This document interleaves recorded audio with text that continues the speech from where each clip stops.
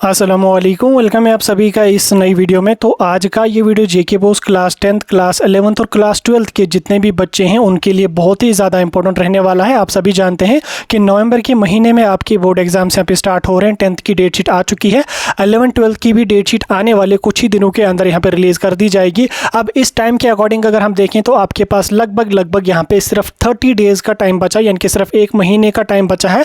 अब इस एक महीने में आपने कैसे प्रिपरेशन करनी है, कौन सी चीज़ें आपको ध्यान में रख लेनी है, क्या इंपॉर्टेंट टिप्स हैं, क्या इंपॉर्टेंट ट्रिक्स हैं, ताकि आपका ये 30 डेज का जो टाइम है इससे आपकी प्रोडक्टिविटी काफ़ी ज़्यादा बूस्ट हो जाए और आप अच्छे से अच्छा स्कोर करके आ जाओ। तो ये वीडियो उसी चीज़ के रिलेटेड रहने वाला है। इसमें मैं आपको काफ़ी चीज़ें बताऊंगा, पर्सनल एक्सपीरियंस भी बताऊंगा, इसलिए इस वीडियो को एंड तक देख लेना। अगर आपने कुछ भी नहीं पढ़ा है, अभी आप प्रिपेयर करना चाहते हो, या अगर आपने पढ़ा भी है, आधा सिलेबस आपने पढ़ा है, तो ये चीज़ें हम समझाएंगे, उनको देखना, थोड़ा सा आपको भी मोटिवेशन मिलेगा और आपको भी कुछ चीज़ें एक्स्ट्रा समझ आ जाएंगी। इसलिए इस वीडियो को एंड तक देख लेना, चैनल को भी सब्सक्राइब कर देना, व्हाट्सएप और टेलीग्राम ग्रुप ज्वाइन कर लेना, लिंक आपको दोनों की डिस्क्रिप्शन में मिल जाएगी। तो चलिए वीडियो को शुरू कर ले। तो देख लेते हैं यहाँ पे जेके बोस 30 डेज मास्टर प्लान के बारे में। आगे बढ़ने से पहले अगर आप ये वीडियो पहली बार देख रहे हैं, जैसे मैंने स्टार्टिंग में भी बोला, हमारी चैनल सब्सक्राइब करके रख लें और उसके अलावा टेलीग्राम और व्हाट्सएप ग्रुप ज्वाइन कर लेना। वहाँ पे आपको पीडीएफ्स वगैरह मिलते रहेंगे। साथ में ये वीडियो आप कहाँ से देख रहे हैं वो भी आप हमें कमेंट्स में बता दें, ठीक? तो हम भी देखें कि कहाँ से बच्चे हमारी वीडियोज़ को देखते हैं। चलो हम अपना यहाँ पे वीडियो आज का स्टार्ट कर लेते हैं, लेकिन आगे बढ़ने से पहले आपको मैं बता दूँ, इस बार आपको पता है कि बोर्ड वालों ने आपको एक बहुत बड़ी खुशखबरी दी। वो खुशखबरी ये है कि आपको 15% सिलेबस की रिलैक्सेशन दे दी है बोर्ड वालों ने, ठीक? अब देखो, ये जो 15% सिलेबस की रिलैक्सेशन आपको मिली है ना, इससे आपको बहुत ज़्यादा फायदा मिलेगा, बहुत ज़्यादा फायदा मिलेगा। लेकिन फ़ायदा तब मिलेगा अगर आप उन 15% सिलेबस की रिलैक्सेशन का फ़ायदा उठाओगे। कैसे आपको बेसिक से फ़ायदा उठाना है, पहले हम इस चीज़ को समझने की कोशिश करेंगे। देखो, अभी आप में से काफ़ी सारे बच्चे होंगे जिन्होंने काफ़ी सिलेबस कवर किया होगा, या कुछ ऐसे बच्चे होंगे जिन्होंने आधा सिलेबस अपना कवर किया होगा। अब देखो, उसमें कोई टॉपिक आपका ऐसा है जो आपको बिल्कुल भी समझ नहीं आ रहा है, ठीक? कोई टॉपिक ऐसा है जो आपको बिल्कुल भी समझ नहीं आ रहा है, जिस पे आपको काफ़ी ज़्यादा टाइम ज़ाया हो रहा है, तो आप क्या काम कर लो, उस टॉपिक को बिल्कुल स्किप कर लो, उसको प्रिपेयर ही नहीं करना, उसको छोड़ दो, बिल्कुल टाइम अपना वेस्ट उसमें नहीं कर लो, क्योंकि आपको 15% सिलेबस की रिलैक्सेशन है। अगर हम 80 मार्क्स के पेपर की बात करें, अगर आप 68 मार्क्स करके आ जाओगे तो वो आपको बराबर 80 मार्क्स यहाँ पे माने जाएंगे, और अगर 70 वाले पेपर में आप 59 मार्क्स करके आ जाओगे तो बराबर आपके 70 मार्क्स माने जाएंगे, और 100 वाले पेपर में अगर आप 85 मार्क्स करके आ जाओगे तो वो आपको बराबर 100 मार्क्स यहाँ पे माने जाएंगे। तो इसलिए जहाँ पे आपको ज़्यादा टाइम वेस्ट हो रहा है, जो चीज़ें आपको समझ नहीं आ रही हैं, तो उन चीज़ों को आपने बिल्कुल स्किप कर देना है। अब देखो, ये चीज़ें ना आपको समझ आ गई। अब अगर हम आपके टाइम की बात करें, देखो डेट शीट आपका आ चुका है, 11th 12th का भी आ जाएगा, तो उसके हिसाब से आपके पास लगभग लास्ट का एक ही महीने का यहाँ पे टाइम बचा है। अब ये जो एक महीना है ये बहुत ज़्यादा क्रूशल है। देखो, अभी तक आपने जो टाइम वेस्ट किया फालतू चीज़ों में, फालतू कामों में, और मोबाइल फ़ोन के साथ, बाकी चीज़ों के साथ आपने अपना मैक्सिमम टाइम वेस्ट किया। अब आपको सही जगह इस टाइम को यूटिलाइज़ करना है, क्योंकि ये जो 30 डेज़ हैं ये आपका फ्यूचर डिसाइड करेंगी। देखो, आपको अभी 10th है, आपका अभी 11th है, अभी आपका 12th है, जिस भी क्लास में आप हैं, अगर आपको इस ईयर अच्छा स्कोर आ जाएगा, कल को आप कोई कॉम्पिटिटिव एग्जाम, अगले साल कॉम्पिटिटिव एग्जाम में बैठोगे, जिसे 12th वाले बच्चे कल को नीट में बैठेंगे, बोपी का कोई एग्जाम दे देंगे, कास्ट का एग्जाम दे देंगे, सीयूईटी का एग्जाम दे देंगे, उसी तरह से 10th वाले बच्चे 11th 12th वाले फील्ड में चले जाएंगे, साइंस ले लेंगे, आर्ट्स ले लेंगे, तो आप एक नई फील्ड में जाओगे। अगर आपको यहाँ पे अच्छा स्कोर होगा तो कहीं ना कहीं बच्चे के अंदर भी मोटिवेशन आ जाता है, और मोटिवेशन जब बच्चे के अंदर आ जाता है तो वो कोई भी चीज़ अचीव कर सकता है, कोई भी एग्जाम क्वालिफाई कर सकता है, क्योंकि एग्जाम क्वालिफाई करने के लिए मेहनत भी ज़रूरी है, और सबसे इंपॉर्टेंट उसके अंदर मोटिवेशन है। तो आप में कहीं ना कहीं वो मोटिवेशन आ जाएगा और आप अच्छा स्कोर करके आ जाओगे। देखो, आप में से बहुत सारे ऐसे बच्चे भी होंगे जिन्होंने अभी तक कुछ भी नहीं पढ़ा होगा, या जिन्होंने पढ़ा भी होगा काफ़ी कम पढ़ा होगा। अब वो ये चीज़ें सोच रहे हैं कि यार 30 डेज़ का टाइम बचा है, या 25 दिन का टाइम बचा है, या 35 दिन का टाइम बचा है, इसमें अगर हम पढ़ेंगे क्या हम अच्छा स्कोर करके आ जाएंगे, हम पास हो जाएंगे या नहीं हो जाएंगे? तो इसको मैं बिल्कुल एक शॉर्ट आंसर आपको बता देता हूँ। देखो, ये जो आपका एग्जाम है ये आपका बोर्ड एग्जाम है, ठीक? ये कोई बड़ा कॉम्पिटिटिव एग्जाम नहीं है। अगर बड़ा कॉम्पिटिटिव एग्जाम भी होता है ना, तो भी बच्चे ऐसे होते हैं जो 30-35 दिन में बड़े से बड़ा एग्जाम, कॉम्पिटिटिव एग्जाम निकाल देते हैं। हालांकि वो एक्सेप्शनल केसेस होते हैं, कॉम्पिटिटिव एग्जाम अलग है। लेकिन हम बोर्ड एग्जाम्स की अगर बात करें तो बोर्ड एग्जाम्स में अगर एवरेज बच्चा भी 30 डेज या 25 डेज अच्छे से पढ़ लेगा ना, तो वो उन 30 डेज में भी अच्छा स्कोर करके आ जाएगा। क्योंकि बोर्ड एग्जाम्स की अगर हम बात करेंगे तो ना ही उतने हाई लेवल के क्वेश्चंस होते हैं, ना ही उतने डिफिकल्ट लेवल के क्वेश्चंस होते हैं, और ना ही उतनी डिफिकल्ट लेवल की मार्किंग होती है, और ना ही आपको नेगेटिव मार्किंग का झंझाट होता है। इसमें जो चीज़ें आप लिखोगे उनके मार्क्स आपको मिलेंगे, जो चीज़ें आप छोड़ोगे उनके मार्क्स आपको नहीं मिलेंगे। और साथ में इस साल आपको पता है कि 15% का आपको लड्डू एक भी दिया जाएगा, जो रिलैक्सेशन आपको दी हुई है। अब ये जो एक महीना है मेरे से आप लिख के ले लो। अगर आप इस महीने को अच्छी तरह से यूटिलाइज करके चलोगे, अच्छी तरह से मेहनत करके चलोगे, तो आप अच्छे से अच्छा स्कोर करके आ जाओगे। अब देखो, मेहनत तो हर कोई करता है, हार्ड वर्क तो हर कोई करता है। वो कहते हैं ना कि हार्ड वर्क मेहनत गधा भी करता है, ठीक। तो मेहनत करना ज़रूरी है, लेकिन हार्ड वर्क के साथ साथ स्मार्ट वर्क अगर आप कर लोगे तो आपकी प्रोडक्टिविटी को बहुत ही ज़्यादा बूस्ट मिलेगा, बहुत ही ज़्यादा बूस्ट मिलेगा। हार्ड वर्क करना ज़रूरी है, लेकिन हार्ड वर्क के साथ अगर हम स्मार्ट वर्क करेंगे तो स्मार्ट वर्क से हमें ये फ़ायदा होगा, हम कम टाइम में ज़्यादा प्रोडक्टिविटी ले आएंगे, हम कम टाइम में ज़्यादा चीज़ें अचीव कर पाएंगे, हम कम टाइम में ज़्यादा सिलेबस कवर करके कर लेंगे। इसीलिए हार्ड वर्क करना ज़रूरी है, लेकिन हार्ड वर्क के साथ साथ स्मार्ट वर्क भी करना ज़रूरी है, ठीक। ये चीज़ें आपको समझ आ गई तो अब आपको क्लियर हो गया होगा कि आप इन 30 दिनों में भी अपना जो गोल है उसको अचीव कर सकते हो। तो कैसे अचीव करना, क्या क्या चीज़ें आपको देखनी है, उसको हम पहले समझने की कोशिश करेंगे। तो सबसे पहले आप बच्चों के पास सिलेबस होगा, अगर नहीं है तो वो सिलेबस अपना डाउनलोड करेगा, और जो नया वाला सिलेबस है उसी को डाउनलोड करना है। ऐसा नहीं है कि वो आप जो पुराना सिलेबस आज से 6 साल का सिलेबस था जिसमें डिलीटेड टॉपिक्स वगैरह सारी चीज़ें थे, अगर आपके पास वो सिलेबस है तो नया सिलेबस डाउनलोड कर लो, जो रिसेंटली 2-3 साल पहले का चलता आ रहा है, तो आप उसी सिलेबस को डाउनलोड कर लो और उसके साथ जो नया सिलेबस है उसके अकॉर्डिंग आप प्रिपेयर कर लो। अब देखो, 1 महीना अगर है तो 1 महीना आपका 4 हफ्तों में आपका डिवाइड यहाँ पे हो जाएगा। अब अपनी पढ़ाई को भी आप 4 वीक्स में डिवाइड कर लो। इसमें पहले वीक में आप क्या काम कर लोगे, पहले वीक में आपको किन चीज़ों पर ध्यान रख लेना।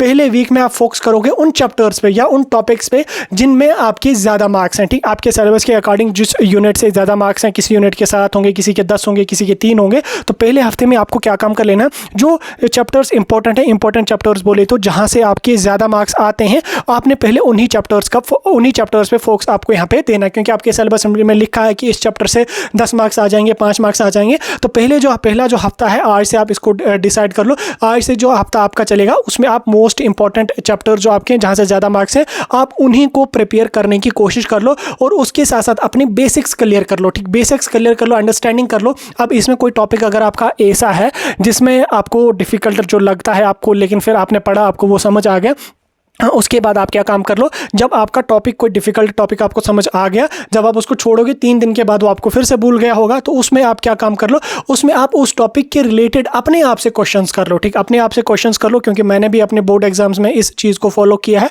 और कॉलेज लाइफ में भी मैंने इन चीज़ों को फॉलो किया है। कोई टॉपिक अगर ऐसा होता था, खासकर बोर्ड एग्जाम्स में, जब मेरे 10th 11th 12th के एग्जाम्स हुआ करते थे, जो टॉपिक मुझे डिफिकल्ट लगता था, मैं उसको पढ़ता था 2 दिन 3 दिन के बाद, जब वो मुझे समझ आ जाता था, उसका कंसेप्ट क्लियर हो जाता था, फिर मैं उस टॉपिक के रिलेटेड अपने आपसे क्वेश्चन करता रहता था, चाहे बायोलॉजी का था, चाहे वो फिजिक्स का था, बायोकेमिस्ट्री का था, इंग्लिश का था, जिसका भी टॉपिक था, फिर मैं उस टॉपिक के रिलेटेड अपने आप से क्वेश्चंस करता था। अपने आप से क्वेश्चंस करने के बाद खुद उन क्वेश्चंस का आंसर करने की कोशिश करता था।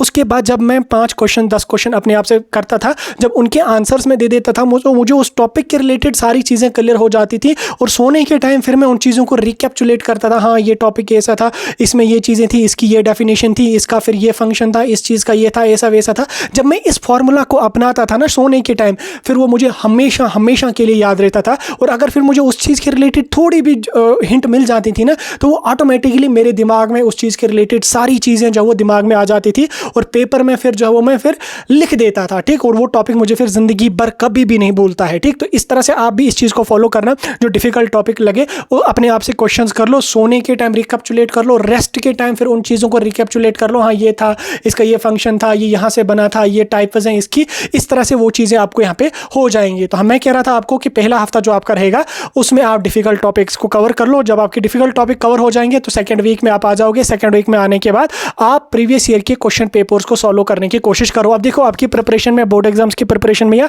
किसी भी बड़े से बड़े कॉम्पिटिटिव एग्जाम्स में प्रीवियस ईयर के क्वेश्चन पेपर्स की बहुत ज़्यादा इंपॉर्टेंस होती है, क्योंकि अगर हम खासकर बोर्ड एग्जाम्स की बात करें, अगर आप पिछले 4-5 सालों के पेपर्स उठा के देख लोगे, इस साल के भी लगभग 95% आपको क्वेश्चंस उन्हीं पेपर से देखने को मिलेंगे। तो इसलिए आप प्रीवियस ईयर के क्वेश्चंस को सॉल्व करने की कोशिश कर लेना। प्रीवियस ईयर के क्वेश्चन जो आपके होंगे वो आपको गूगल से मिलेंगे, फ्री ऑफ कॉस्ट मिलेंगे। मैंने कल भी एक वीडियो अपलोड किया था कि प्रीवियस ईयर के क्वेश्चंस कैसे डाउनलोड करना, आप जाके चेकआउट कर लेना। नहीं तो आप जेके बॉस ऑनलाइन सर्च कर लेना, वहाँ पे वेबसाइट मिलेगी, वहाँ से आपको पीडीएफ मिलेंगे। नहीं तो मैंने वीडियो में समझा दिया है कैसे करना है, आप उस वीडियो को देखना। मैं कोशिश करूँगा डिस्क्रिप्शन में उस वीडियो की लिंक देने की।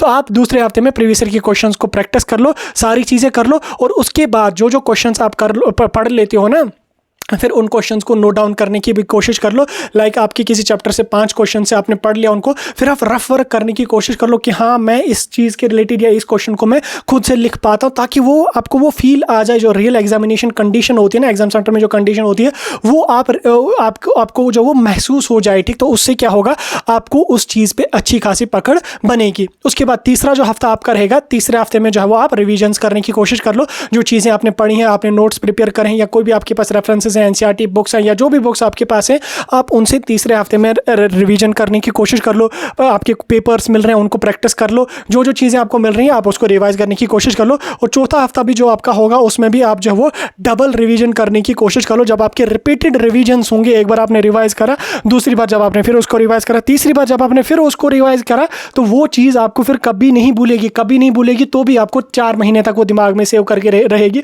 आपको क्या करना है, एग्जाम देना और बात खत्म, फिर भूल जाए या रहे। तो आपको फिर जब 2 बार 3 बार रिवीजन्स आपके हो जाएंगे ना इस हफ्ते में या इस महीने में, तो वो चीज़ें आपके दिमाग में सेव हो जाएंगी, वो कभी भी आपको भूलेंगे नहीं। और उसके बाद मेरा जो फॉर्मूला था, जो मैंने आपको बोला कि आपने आपसे क्वेश्चन करो, रेस्ट के टाइम, सोने के टाइम, उन चीज़ों को रिपीट करने की कोशिश कर लो, वो चीज़ें आपको कहीं पे भी कभी भी भूलेंगे नहीं। तो इस तरह से आपका एक रियलिस्टिक प्लान यहाँ पे रहना चाहिए 4 हफ्तों का।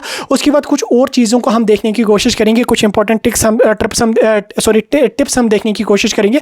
अब देखो इसमें जो आपका सिलेबस है, देखो मैंने आपको स्टार्टिंग में भी बोला, जो रेड्यूस्ड वाला सिलेबस आपका है जो पिछले 2-3 सालों से चलता आ रहा है, आप उसी सिलेबस के अकॉर्डिंग प्रिपेयर करिए, ऑफिशियल सिलेबस के अकॉर्डिंग आप प्रिपेयर कर लिए। अपना टाइम वेस्ट नहीं करना, जो टॉपिक्स डिलीटेड हुए हैं, जो टॉपिक्स इंपॉर्टेंट ही नहीं है उन पे टाइम वेस्ट करना, या जो चीज़ ऐसी कोई टॉपिक है जो आपको समझ ही नहीं आ रहा, आपको 5 दिन 6 दिन 7 दिन लगे उसको पढ़ने में, फिर भी आपको वो दिमाग में बैठ ही नहीं रहा, तो उस पर टाइम वेस्ट मत कर लो, उसको स्किप कर लो, छोड़ दो उसको, आगे बढ़ लो। ठीक, आगे बढ़ लो, अगला जो टॉपिक है, अगला जो यूनिट आपका है, आप उस पर अपना टाइम यूटिलाइज कर लो। आगे आपको समझ, जो चीज़ें ज़्यादा टफ है उन पर वेस्ट करने की जरूरत आपको नहीं है। और उसके साथ साथ यहाँ पे रट्टा लगाने से बेहतर है कि आप क्लियर अंडरस्टैंडिंग ले लो उस टॉपिक की। ठीक, यानी कि आप रट्टा मारो, टो दा दा दा दा दा दा दा दा दा, फिर वो टुक के बदले दा आप लिख किया तो दा के बदले टो आप लिख के आ जाते हो। तो रट्टा मारने से बेहतर है कि आप टॉपिक को क्लियर अंडरस्टैंड करने की कोशिश कर लो, खासकर साइंस और मैथमेटिक्स में। उसमें तो बिल्कुल भी आपका रट्टा नहीं चलेगा। सोशल साइंस वगैरह, हिस्ट्री वगैरह में तो रट्टा चल ही जाता है। मैंने भी 10th में रट्टा मारा था, हिस्ट्री सिविक्स वगैरह को। 11th-12th में तो मेरा मेडिकल था, तो उसमें तो रट्टा लगता नहीं है। तो इसी तरह से आप भी यहाँ पे देख लेना, खासकर साइंस और मैथ में आपका रट्टा नहीं चलेगा। आपके कंसेप्ट क्लियर होने चाहिए और समझो उस चीज़ को क्या कह रहा है वो चीज़ आप समझने की कोशिश कर लो। और उसके साथ आप प्रैक्टिस कर लो क्वेश्चन आंसर्स को लिखने की। ठीक, जैसे आप बोर्ड में लिखते हो उसी तरह से लिखने की कोशिश कर लो। जैसे आपका कोई यूनिट है उसमें 5 क्वेश्चंस आपने पढ़े, उसके बाद आपके पास अगर फ्री टाइम है या फ्री टाइम निकालो, रफ आपने ले लो और उन क्वेश्चंस को नोट डाउन करने की कोशिश कर लो। जो आपके पास बुक्स है, नोट्स हैं, रेफरेंसेस हैं, उनको बंद कर लो। बंद करने के बाद आप लिखो क्वेश्चन नंबर 1 ये क्वेश्चन है, धन उसके बाद आप बैठो। बैठने के बाद आपने जो पढ़ा, आपके जो दिमाग में उसकी चीज़ के रिलेटेड इंफॉर्मेशन है उसको छापने की कोशिश करो, लिखने की कोशिश करो। उससे क्या होगा कि आपको रिकैप्चुलेट वो चीज़ें हो जाएंगी। वो जब चीज़ें आपको रिकैप्चुलेट हो जाएंगी तो वो फिर आपको कभी नहीं भूलती हैं। जैसे मैंने आपको पहले भी बोला कि आप जब चीज़ों को रिकैप्चुलेट करोगे वो आपको कभी भी नहीं भूलेंगी। ठीक, तो उसी तरह से जब आप जब वो आंसर्स को लिखने की कोशिश करोगे तो आपको वो चीज़ें रिपीट करनी पड़ेंगी, रिकैप्चुलेट करनी पड़ेंगी वो क्वेश्चंस जो आपने पढ़े होंगे, तो वो फिर आपको ज़िंदगी में कभी भी नहीं भूलेंगे। ज़िंदगी में अगर भूल भी जाएंगे, क्योंकि कल को फिर जब आप अगले एग्जाम में जाओगे तो वो तो चीज़ें भूल ही जाएंगी, लेकिन तो भी 4-5 महीने वो रह ही लेते हैं। फिर जब आप रिवीजन कर लोगे फिर वो कभी भी आपको भूलेगी नहीं। तो इस चीज़ को भी आप फॉलो यहाँ पे कर लेना। आगे हम चलेंगे, कुछ और चीज़ों को हम देखने की कोशिश करेंगे, कुछ और टिप्स को हम देखने की कोशिश करेंगे। इसके बाद आपको क्या काम कर लेना है, देखो एक और फार्मूला मैं आपको बता रहा हूँ। देखो बोर्ड एग्जाम्स में जो है जिन बच्चों के अच्छे मार्क्स आते हैं, खासकर लड़कियों के, आप देख लो बोर्ड एग्जाम्स में अक्सर लड़कियों के बहुत अच्छे मार्क्स होते हैं। और उसका क्या फार्मूला होता है वो मैं आपको समझाता हूँ, वो मुझे आपको यहाँ पे समझाना है। ये आपको क्या है, ये क्या फार्मूला आपका नेक्स्ट है कि आप जब कोई भी लॉन्ग आंसर टाइप क्वेश्चन है आपका, या कोई भी ऐसे क्वेश्चन बोले तो लॉन्ग आंसर टाइप क्वेश्चन आपका 5 मार्क्स का, 8 मार्क्स का जो भी क्वेश्चन आपका है, तो उसमें आप क्या काम कर लो, उसमें आप जो वो उसको जैसे हम यूजुअली लिखते हैं, जैसे बॉयज़ की अगर हम बात करेंगे, मैं भी ऐसे ही लिखता था। हमने पढ़ा हुआ होता है, तो हमें क्वेश्चन मिला तो हम लिख लिया, एक पेन से हमने यहाँ से लिखना स्टार्ट करा, 5 पेज 6 पेज 8 पेज हमने खत्म कर दिया यहाँ पे, उस तरह से सही रहता है। ठीक, लेकिन अगर आप जो वो थोड़ा सा उसमें मॉडिफिकेशन कर लोगे ना, तो जो मार्किंग करने वाला होगा ना वो आपको अच्छे मार्क्स देता है, क्योंकि वो थोड़ा सा अट्रैक्टिव लगता है। कैसे वो अट्रैक्टिव लगता है, आप क्या काम कर लेंगे, जब आप कोई question long answer type question लिख ले हो या 5 मार्क्स का 3 मार्क्स कोई भी क्वेश्चन लिख रहे हो, तो उसको आप डिवाइड कर लो। पहले आप लिखो इंट्रोडक्शन उस चीज़ के बारे में, जैसे आप यहाँ पे लिख लो न्यूट्रिशन है। ठीक, तो न्यूट्रिशन में आप पहले लिखो न्यूट्रिशन की डेफिनेशन आपने पहले लिखी, यहाँ पे आप लिखो डेफिनेशन। ठीक, डेफिनेशन के बाद ऐसे डाले आपने, देन उसके बाद फिर आपने डेफिनेशन यहाँ पे 2 लाइन्स या 3 लाइन्स में लिखी, उसके बाद प्रोसेस लिखा आपने, फिर न्यूट्रिशन की क्या टाइप्स हैं, यानी कि हेडिंग में आप उसको लिखते चलो, है आप इंट्रोडक्शन लिखो, हेडिंग लिखो, उसके बाद मैन बॉडी में डिवाइड कर लो, देन उसके बाद उसको कंक्लूड कर लो। जैसे आप लड़कियां आपने देखी हुई कभी किसी लड़की जो टॉपर होती है ना, जैसे आपकी 10th 11th 12th में कोई लड़की अगर टॉपर है तो आप उसकी नोटबुक देख लेना, नोटबुक अगर उसने कोई नोट्स वगैरह प्रिपेयर करे ना अपने हैंड रिटन, आप देख लेना उसने डिवाइड करे होंगे 2-3 कलर से, उसने लिखा होगा, रेड पेन से लिखा होगा, ब्लैक पेन से लिखा होगा, फिर वो ग्रीन कलर के भी पेन उसमें लिखते हैं, यहाँ पे वो हेडिंग लिखेंगे, डेफिनेशन, फिर उसको इनसर्कल करेंगे, फिर उसको वो एक लाइन छोड़ के दूसरी लाइन में लिखेंगे। फिर आप देख लेना वो कितनी ज़्यादा अट्रैक्टिव लगती है, वो जो हैंड राइटिंग होती है ना, या वो नोट जो होता है, या वो पेज जो होता है, वो कितना ज़्यादा आई कैचिंग होता है, कितना ज़्यादा अट्रैक्टिव होता है। अगर उसी तरह से वो फॉर्मूला अगर आप बोर्ड एग्जाम में इंप्लीमेंट करोगे, या बोर्ड एग्जाम में अगर आप वो चीज़ें इंप्लीमेंट करोगे, तो मार्किंग करने वाला जो होता है ना, वो बहुत ज़्यादा इंप्रेस होता है उस टाइप की हेडिंग से। कोई भी अगर मार्किंग करे तो जब वो देख रहा है कि आधा इसने ब्लैक पेन से लिखी है हेडिंग ब्लैक पेन से लिखी है, बाकी उसने ब्लू पेन से लिखी है, ऐसा नहीं कि आप रेड पेन से लिख के आ जाओगे। रेड पेन की गलती नहीं करना, ब्लैक और ब्लू पेन आप यूज़ कर सकते हो, तो उसमें आप दोनों को यूज़ करना है। जैसे डेफिनेशन लिखनी है तो आप पहले यहाँ पे लिखेंगे डेफिनेशन, देन उसके बाद डेफिनेशन क्या है वो आप ब्लू पेन से यहाँ पे लिख लेना। 2 कलर जब आप यूज़ कर लेते हो तो वो अट्रैक्टिव लगता है। और खासकर लॉन्ग आंसर टाइप क्वेश्चन को जब आप इस तरह से डिवाइड कर लोगे ना, इंट्रोडक्शन, फिर मेन बॉडी, फिर वो चीज़ें आप जब आप लिखोगे तो वो चीज़ें बहुत ज़्यादा अट्रैक्टिव लगती हैं। और मार्किंग करने वाला अगर वो आपका 6 मार्क्स का क्वेश्चन है, अगर आपने 5 मार्क्स का कंटेंट लिखा है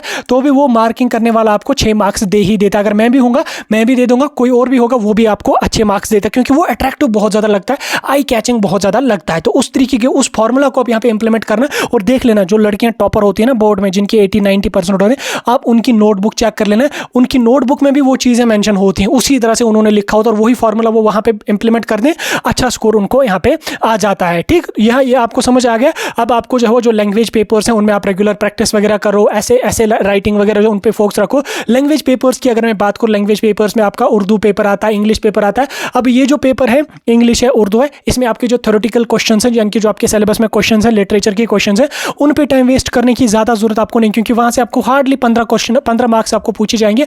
बाकी जो क्वेश्चन आपके पूछे जाएंगे वो लेटर राइटिंग से पूछे जाएंगे, पैसेजेस से पूछे जाएंगे, या जो भी आप उसका ग्रामर वगैरह है वहाँ से पूछे जाएंगे। इसलिए लिटरेचर से ज़्यादा फोकस आपको इन चीज़ों पे रखना है, लेटर राइटिंग पे रखना है, passage writing, email writing, message writing, जो भी आपके सिलेबस में है, लैंग्वेज पेपर्स में इंग्लिश हो या उर्दू हो, तो आपको उन चीज़ों पे ज़्यादा फोकस रखना है, ताकि आपका जो स्कोर है वो उन सब्जेक्ट्स में बहुत बूस्ट हो जाएगा। ऐसा नहीं कि आप फिजिक्स, केमिस्ट्री, बायो में जो वो 70 में से 65 मार्क्स ले आ रहे हो, लेकिन इंग्लिश में आपने रट्टा चलाया है उन्हीं क्वेश्चंस को। जब आप पेपर देने गए वहाँ पे आपने देखा ग्रामर आया है, यहाँ तो पैसेजेस पूछी गई हैं, यहाँ तो लेटर वगैरह, राइटिंग स्किल वगैरह पूछा गया, वहाँ पे फिर आपको मिल जाए ठुस बटा नुल। तो ऐसा नहीं है, आपने इंग्लिश पे भी ध्यान देना है, और उसमें ज़्यादा ध्यान आपको किन चीज़ों पे देना है, राइटिंग स्किल्स है, ग्रामर है, रीडिंग कंप्रेंशन है, वहाँ से ज़्यादा क्वेश्चन पूछे जाते हैं, तो उन पे आपको ज़्यादा ध्यान यहाँ पे देना है। तो इन चीज़ों को आप दिमाग में बिठाना, और कुछ और चीज़ों को हम यहाँ पे देखेंगे, क्या चीज़ें यहाँ पे रहेंगी, क्या जैसे जिस दिन आप एग्ज़ाम देने बैठ गए, तो एग्ज़ाम देने जब आप बैठोगे तो आपको एग्ज़ाम को प्लान करना है। ठीक, जो टाइम आपका, टाइम को प्लान करना है। कैसे प्लान करना है?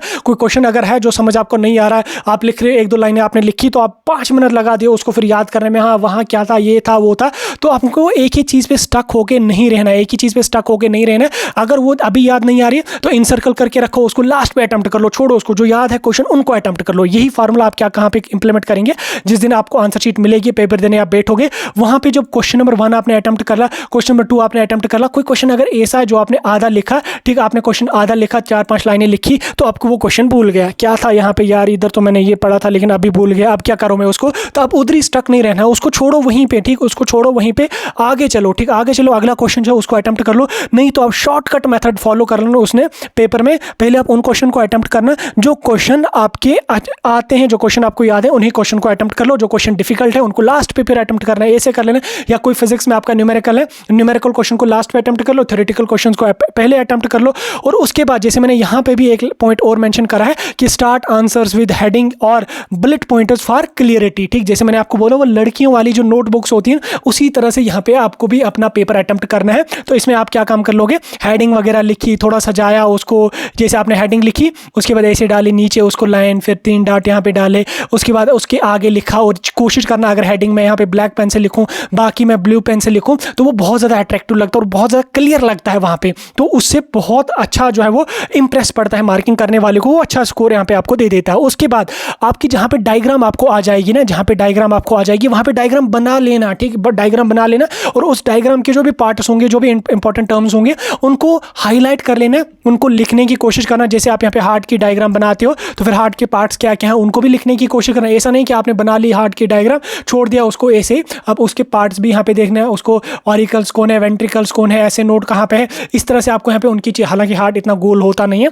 अब ये यहाँ पे ऑटोमेटिकली गोल यहाँ पे बन गया, तो उस तरह से आपको उसको बनाना है, ठीक। पार्ट्स को भी लिखने की कोशिश करना है, ज़्यादा पार्ट्स अगर नहीं, अगर उसके 10 पार्ट्स हैं 3 पार्ट्स के नाम लिख लो, 5 पार्ट्स के नाम लिखो, ताकि मार्किंग करने वाला इंप्रेस हो जाए, वो आपको अच्छे मार्क्स यहाँ पे दे देता है। उसके बाद कोई क्वेश्चन ब्लैंक नहीं छोड़ना, ठीक। Attempt everything even if unsure, ठीक। कोई भी क्वेश्चन आपको छोड़ना नहीं है पेपर में, ठीक। कोई भी क्वेश्चन नहीं छोड़ना, सभी को सभी अटेम्प्ट कर लो। पहले वो क्वेश्चन अटेम्प्ट कर लो जो आपने पढ़े हैं, जो आपको याद है अच्छी तरह से, उन पर पकड़ है, उनको अटेम्प्ट कर लो। उसके बाद जो क्वेश्चन आपको नहीं आ रहा है, ठीक, जो क्वेश्चन आपको नहीं आ रहा है तो उसमें आप क्या काम कर लेंगे, जो क्वेश्चन आपका नहीं आ रहा है उसमें क्या काम कर लेंगे आप, उसको भी अटेम्प्ट कर लो। इवन आप अगर उसमें अनश्योर हो, यानी कि उसके बारे में आप प्रॉपरली श्योर नहीं हो कि इसका ये आंसर है, उसको अटेम्प्ट कर लो। कौन सी नेगेटिव मार्किंग आपकी है, कोई नेगेटिव मार्किंग तो नहीं है, उसको भी अटेम्प्ट कर लो। किसी भी क्वेश्चन को ब्लैंक नहीं छोड़ना, क्योंकि अटेम्प्ट जब आप कर लोगे, अगर 3 मार्क्स का क्वेश्चन आपने अटेम्प्ट कर ला थोड़ा सा, उसमें अगर आपने 1 मार्क्स का भी थोड़ा रेलिवेंट लिखा तो बोर्ड वाला 1.5 आपको दे ही देगा, तो बन गया ये 1.5 मार्क्स आपको यहाँ पे। ऐसा नहीं है कि आपको नेगेटिव मार्किंग यहाँ पे कुछ भी नहीं है, आप जो भी क्वेश्चन है उसको अटेम्प्ट कर लो,